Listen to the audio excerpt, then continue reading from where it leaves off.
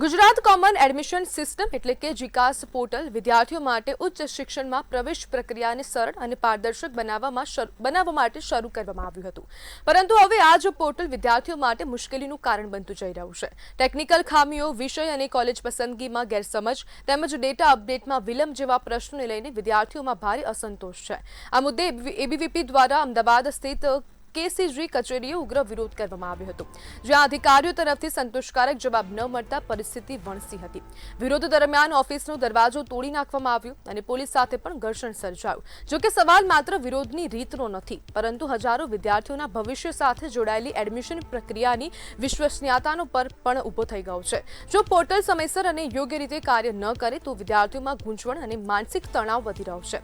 હવે જરૂરી છે કે કેસીજી તાત્કાલિક ટેકનિકલ ખામીઓ દૂર કરીને પારદર્શક અને વિશ્વસનીય પ્રવેશ પ્રક્રિયા સુનિશ્ચિત કરે। અને છેલ્લા ઘણા સમયથી જીકાસ પોર્ટલને લઈને જે એડમિશનની પ્રક્રિયા છે તેના કારણે અનેક ફરિયાદો ઉઠી છે, અનેક ફરિયાદોની રજૂઆતો કરાઈ છે, પરંતુ હવે એજ્યુકેશન ડિપાર્ટમેન્ટ દ્વારા ક્યાંક ને ક્યાંક ધ્યાન અપાતું નથી તેવા પ્રકારના આક્ષેપ એબીવીપી કરી રહ્યું છે। એબીવીપીએ પણ વિરોધ કરી રહ્યો છે, એનએસયુઆઈએ પણ અગાઉ વિરોધ કર્યો હતો। દરેક વિદ્યાર્થી પાંખ દ્વારા વિરોધ કરવામાં આવી રહ્યો છે અને તે વચ્ચે હવે વિદ્યાર્થીઓ પણ માંગણી કરી રહ્યા છે કે તેમને જે જીકાસ પોર્ટલ છે તેને સરખું કરવામાં આવે।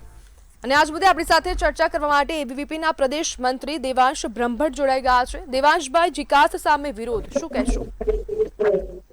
ચોક્કસથી કહેવા માંગીશ કે આ જે જીકાસ પોર્ટલ છે એ માત્ર આ વર્ષે જ શરૂ કરવામાં આવ્યું છે અને પ્રવેશ પ્રક્રિયા વર્ષથી જ શરૂ થઈ છે એવું નથી। 2021 થી લઈને અત્યાર સુધી વારંવાર વિકાસની જે વિસંગતતાઓ છે એને લઈને વિદ્યાર્થી પરિષદે હર હંમેશ આગળ આવી વિદ્યાર્થીઓના પ્રશ્નો ઉઠાવી અને પ્રશ્નોના નિરાકરણ લાવવાનું કામ કર્યું છે। આ વખતે પણ જે પ્રશ્નો આવી રહ્યા છે એને લઈને વિદ્યાર્થી પરિષદ સરકારને, શિક્ષણ વિભાગને રજૂઆતો કરી રહ્યું છે અને વિદ્યાર્થીઓને હિત અપાવવા માટે સતત પ્રયત્નશીલ રહ્યું છે। દેવાંશભાઈ, ઓફિસનો દરવાજો તોડીને વિરોધ કરવામાં આવ્યો છે, આ રીત યોગ્ય છે? હું ચોક્કસથી આપને કહેવા માંગુ છું કે એ દરવાજો જીકાસની જે ઓફિસનો હતો એ પહેલેથી તૂટેલો હતો। ત્યાં આગળ સિક્યોરિટી ગાર્ડ સાથે પણ અમારી વાતચીત થઈ છે અને વિદ્યાર્થીઓ એક સાથે ખૂબ મોટી સંખ્યામાં ત્યાં ધસી આવ્યા, કારણ કે જે જવાબદાર વ્યક્તિઓ હતા તે ત્યાં જવાબ આપવા નતા આવતા, ત્યાં આવવામાં ગભરાતા હતા અને તેથી ધક્કામુક્કીમાં દરવાજાને એ થયું અને તૂટ્યો છે। જાણી જોઈને એને તોડવામાં આવ્યું છે એ પ્રકારનું કોઈ પણ આશય કે એ પ્રકારનો કોઈ ઇન્ટેન્શન વિદ્યાર્થી પરિષદના કાર્યકર્તાઓનો નહોતો। દેવાંશભાઈ, અહીંયા અનેક પ્રશ્નો ઉભા થઈ રહ્યા છે જ્યારે જીકાસ પોર્ટલમાં ટેકનિકલ ખામી આવી રહી છે। શું હવે ટેકનિકલ ખામીના કારણે ખાનગી કોલેજોને ફાયદો કરાવવાનો પ્રયાસ છે? આ પ્રયાસ નહીં, એક પ્રકારનું ષડયંત્ર છે પ્રાઇવેટ યુનિવર્સિટીઝ જે છે એને ફાયદો કરાવવા માટેનું। આવી ટેકનિકલ ખામીઓના પરિણામે આજે જ સવારે છાપામાં પણ આવ્યું છે કે 23% જ સીટો અત્યાર સુધી ભરાઈ છે, બાકીની બધી જ જે સીટો છે જે રજીસ્ટ્રેશન છે બાકી રહ્યા છે અને ક્યાંક ને ક્યાંક જે રજીસ્ટ્રેશન ન કરનારા વિદ્યાર્થીઓ છે એમની પાસે છેલ્લે કોઈ ઓપ્શન નહીં વધે। 28 તારીખે ફોર્મ ભરવાની તારીખ પતી જશે, ત્યારબાદ એમને કમ્પલસરીલી ત્યાં આગળ જઈ અને આ પ્રાઇવેટ યુનિવર્સિટીઓમાં એડમિશન લેવા પડશે। એટલે ક્યાંક ને ક્યાંક આ જાણી જોઈને આ બ્યુરોક્રેટ્સ જે છે શિક્ષણ વિભાગના, એમના દ્વારા આ પ્રકારના પ્રયત્નપૂર્વકના કૃત્યો કરવામાં આવી રહ્યું છે, હું સ્પષ્ટપણે કહું છું। દેવાંશભાઈ, વિદ્યાર્થીઓની માંગણીઓ શું છે અને સાથે સાથે એબીવીપી પણ શું માંગણી કરી રહ્યું છે? વિદ્યાર્થીઓનું માનવું એ છે કે એમના જે આ એડમિશન માટેનું જે પોર્ટલ છે એનાથી વિદ્યાર્થીઓ ત્રસ્ત બની ગયા છે, એમાં ખૂબ જે બધી ખામીઓ છે ખામીઓને દૂર કરવામાં આવે। વિદ્યાર્થી પરિષદની પણ માંગ રહી છે કે જે પ્રાઇવેટ યુનિવર્સિટીઝ છે બધે આમાં સમાવેશ કરવામાં આવે। બધી પ્રાઇવેટ યુનિવર્સિટીઝનો આમાં હજી સમાવેશ નથી થયો, એને લઈને પણ આગામી સમયમાં અમે વિચાર વિમર્શ કરી અને યોગ્ય સ્થાને યથાયોગ્ય રજૂઆતો પણ કરવાના છે। વિદ્યાર્થીઓની પણ માંગ છે કે ખૂબ સરળ અને સહજ રીતે આ પ્રવેશ પ્રક્રિયા છે પૂર્ણ થાય અને વિદ્યાર્થી પરિષદ પણ આ પ્રવેશ પ્રક્રિયા સહજ રીતે અને સરળ રીતે પૂર્ણ થાય, બધા માટે એક સમાન પ્રવેશ પ્રક્રિયા બને એવી માંગ સાથે આ દિશામાં આગળ વધી રહ્યું છે। દેવાંશભાઈ, વિદ્યાર્થીઓ કઈ કોમન જે ખામીઓ છે તેનાથી અત્યારે ત્રસ્ત બન્યા છે, તેમને શું વધારે પ્રોબ્લેમ આવી રહી છે? આપનો અવાજ મને ના આવ્યો।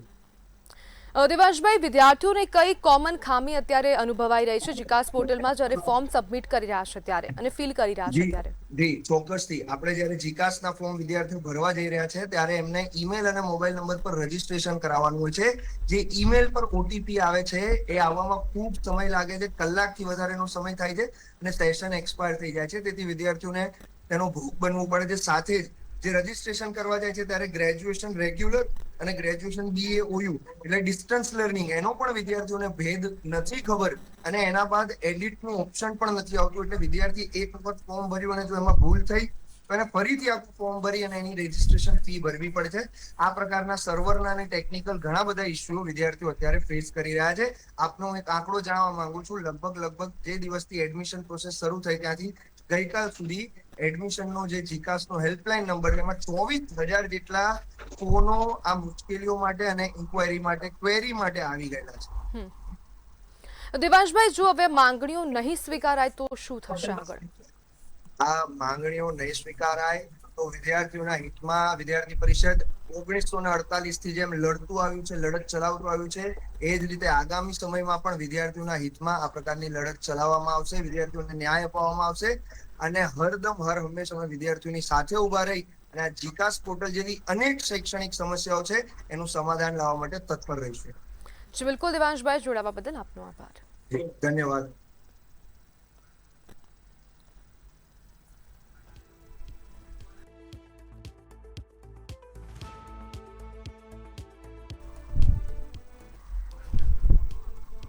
તો જીકાસ પોર્ટલની જેટલી પણ ખામીઓ છે, મુખ્ય ખામીઓ આપ ટીવી સ્ક્રીન પર જોઈ શકો છો. અનેક ખામીઓ આવી રહી છે. જીકાસ પોર્ટલમાં સૌથી મહત્વની ખામી એ છે કે બોયઝ કોલેજમાં ગર્લ્સને એડમિશન આપવામાં આવી રહ્યું છે અને ગર્લ્સ કોલેજમાં બોયઝને એડમિશન મળી રહ્યું છે.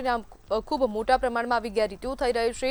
જીકાસ પોર્ટલ છેલ્લા ઘણા સમયથી ઠપ થતું હોય તેવી પણ ફરિયાદો વિદ્યાર્થીઓ ઉઠાવી રહ્યા છે અને જ્યારે સાયબર કાફેમાં જઈને વિદ્યાર્થીઓ આજે ફોર્મ ભરી રહ્યા છે તેમાં પણ ખામી સર્જાઈ રહી છે. જ્યારે એડમિશન મળ્યા બાદ નામ મેરિટમાંથી નીકળતું નથી.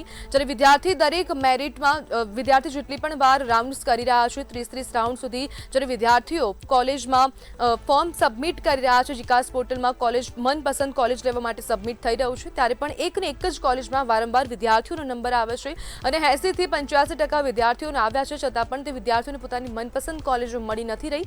તેવા પ્રકારના આક્ષેપો પણ વિદ્યાર્થીઓ દ્વારા કરવામાં આવી રહ્યા છે. છેલ્લા ઘણા સમયથી જીકાસ પોર્ટલને લઈને વિરોધ ઉઠ્યો છે, વિરોધના સૂર ઉઠ્યા છે અને જ્યારે ABVP વિરોધ કરી રહ્યો છે, NSCY વિરોધ કરી રહ્યો છે, તે બાદ વિદ્યાર્થીઓમાં પણ ક્યાંક ને ક્યાંક રોષ જોવા મળી રહ્યો છે.